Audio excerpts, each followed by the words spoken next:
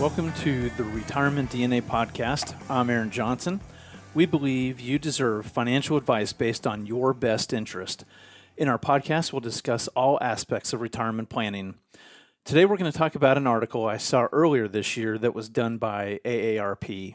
It was written in January 2021 and is titled, "How Much Money Do You Need to Retire?" You can always Google that. Just do AARP, how much money do I need to retire, and you can view the article. Like I said, it was done in January of this year. So that's always a pretty loaded question, and that's one that we hear every single day. And the answer, some people don't like, is it depends. And the article addresses 4 different factors to help you determine the amount that you might need. And the reason it really depends is every single person is different out there. It seems like a very simple topic, but if you think about it, it's really not. Because retirement is different for every single person. Everyone wants something different. And that's why it's actually a very loaded question. So let's take a look at the 4 factors that the article mentions, and then I'll kind of address each one of those factors. So the first one is how much are you going to spend, right? Retirement is all about managing your cash flow. And cash flow is the relationship between the money that's coming in, your income, versus the money that's going out to your expenses, to your travel, to your golf, to movies, to whatever you want to do during retirement. There are 2 different types of spending that we take a look at. The first is basically your living expenses, your fixed expenses that you're going to have to pay out every month from here on out, right? This is basically your standard of living. So what does it take for you to live each month? What are your utilities? Do you have a mortgage or rent that you have to pay? Your HOA dues, your insurance premiums, all of those types of things, along with your food, are fixed expenses. So what does it take for you to maintain your life and to continue to live? The second is your luxury spending, or this is your discretionary spending, some might call it. This is your travel money, the money you're going to use to golf with, the money that you're going to start a new hobby with in retirement. It's things that are above and beyond your everyday activities. Most people don't want to lower their standard of living in retirement. They've worked 40 years or more, and now they want to travel or they want to take up new hobbies in retirement. So we need to plan for those types of expenses. Most people think they're just going to need 80% of what their income is. Well, that's not necessarily true. We're finding that people don't want to just stay home in retirement. They want to be outside doing things. They want to be on the golf course. They want to be traveling to exotic places, or even just traveling within the United States and seeing it. So an example of kind of how we do that is a client that we met with wanted to take nice vacations for basically the first 10 years of their retirement. They retired at 70. They thought they would travel until age 80, and then they might do smaller trips just within the United States. They figured that each vacation would cost them about $15,000. They wanted to fly first class. They wanted to stay in nice hotels. So we knew that they needed 10 years of that, plus inflation.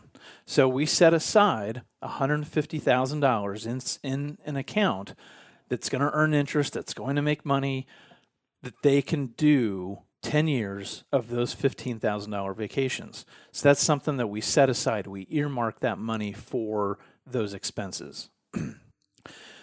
So in this category, we basically take all the money that's guaranteed to come in, right? Do you have a pension? What's your Social Security? Do you have disability? Are you working part-time?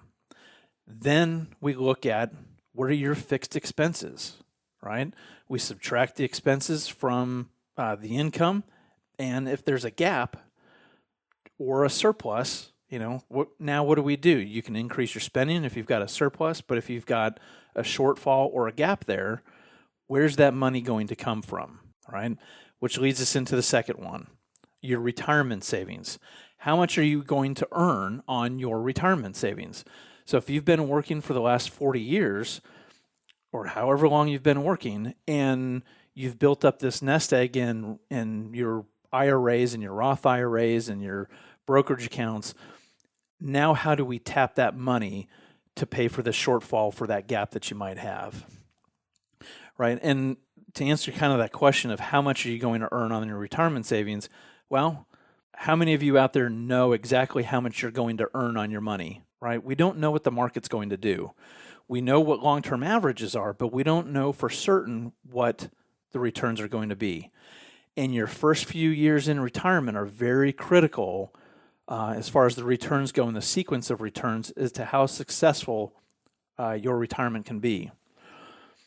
So we typically break a client's portfolio down into two different categories. The first one being an income-producing portfolio, and then the second one being a growth-producing. We help kind of determine how much needs to go into each of those categories. For the income category, when we're kind of running our plans, we're looking at about a 3 to 5% return. For the growth, it might be a 5, 6, maybe a 7% return. But we want to use lower than historical averages, and we should be good. We always want to assume low and be more conservative. If we assume too high and we're not hitting those returns, then the plan isn't going to work, and it's not going to do you any good. But we want to make sure that we break it down into those two different categories so that we can guarantee all of those fixed expenses so that you can live your life during your retirement. But we also want to put the money in the growth producing things so that you can take the vacations, you can pay for your golf membership, you can do those different hobbies that you want to do in retirement. So the third one is, how long are you going to live? And this is something that we always have to talk about, but we know no one likes to talk about mortality, right, and our health. If you're 62, do you know what your life expectancy is right now? Also, did you know that the older you get, the higher your life expectancy becomes? So every single year that you live, your life expectancy actually increases. Many of our clients take a look at their parents or their grandparents and they say, well, no one in my family lives past 86. Well, then the next question is your lifestyle the same as your parents or grandparents? Are you doing the same things health-wise that they did? Do you eat better? Do you eat worse than they are? Do you exercise? Do you not? So is that health the same as theirs? And most of the time it's better than what their parents or their grandparents had. So you may be underestimating, how long you may live. So we usually do our planning until age 90, sometimes 95, just depending on the client.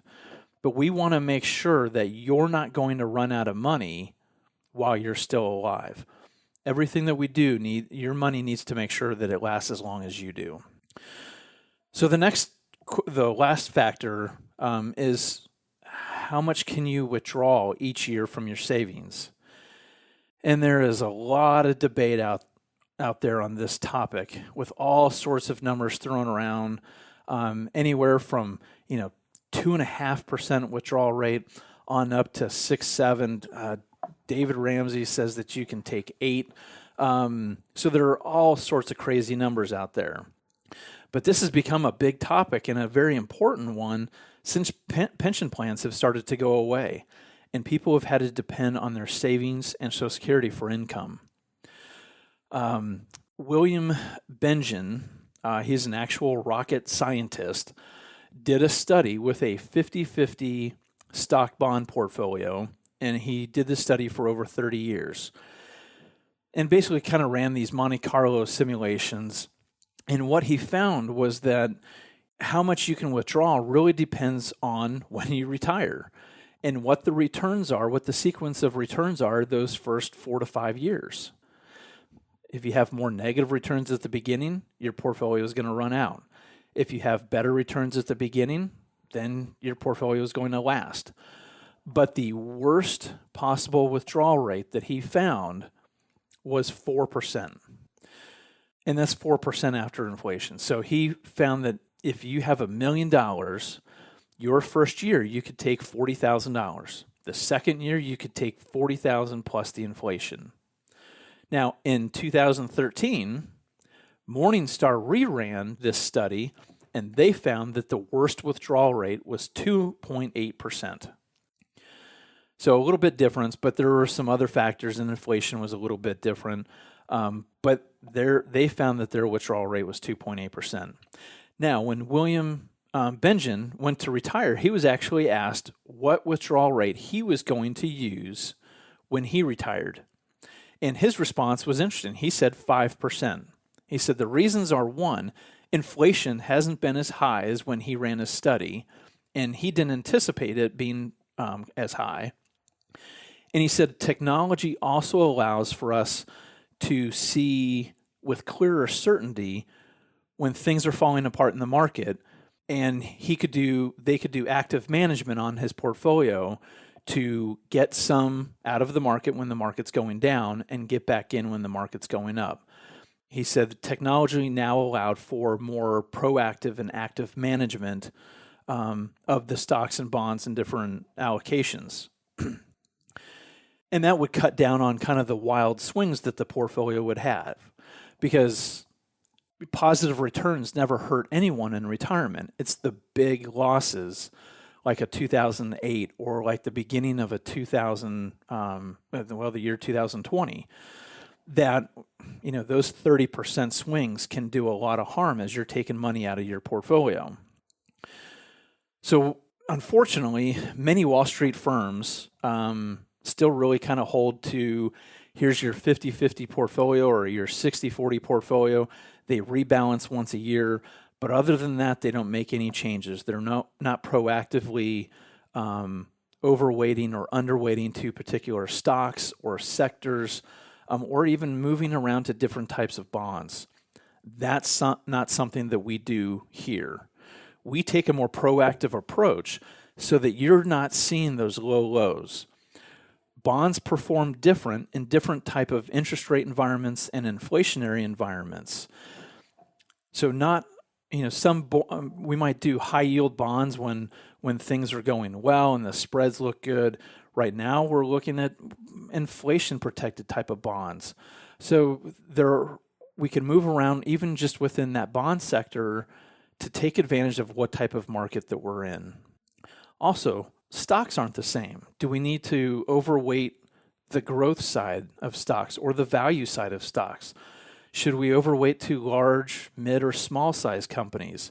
All of these types of things rotate as the business cycle and our economic cycle rotates.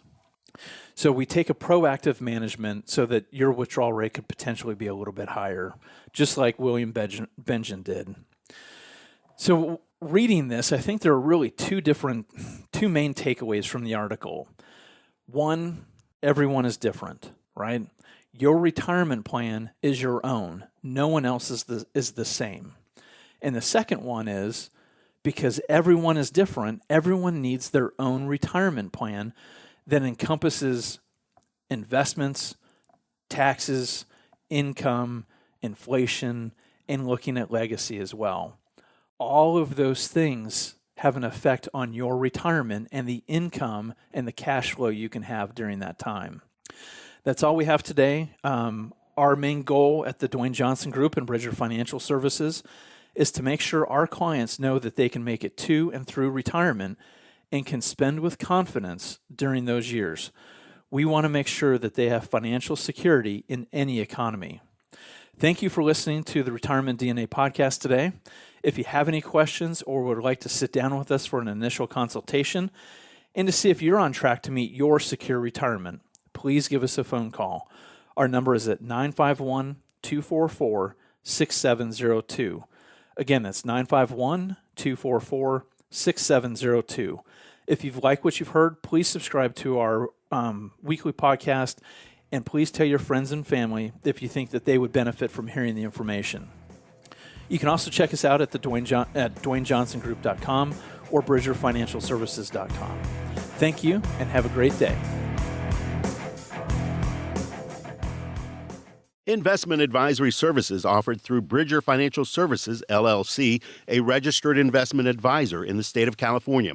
Insurance products and services are offered through Dwayne Johnson Group, LLC, affiliated company. Investing involves risk, including the potential loss of principal. Any references to protection, safety, or lifetime income generally refer to fixed insurance products, never securities or investments. Insurance guarantees are backed by the financial strength and claims paying abilities of the issuing carrier. This podcast is intended for informational purposes only. It is not intended to be used as the sole basis for financial decisions, nor should it be construed as advice designed to meet the particular needs of an individual situation. Dwayne Johnson Group, LLC is not permitted to offer, and no statement made during the show shall constitute tax or legal advice. Our firm is not affiliated with or endorsed by the U.S. government or any governmental agency. The information and opinions contained herein provided by third parties have been obtained from sources believed to be reliable, but accuracy and completeness cannot be guaranteed by Dwayne Johnson Group, LLC.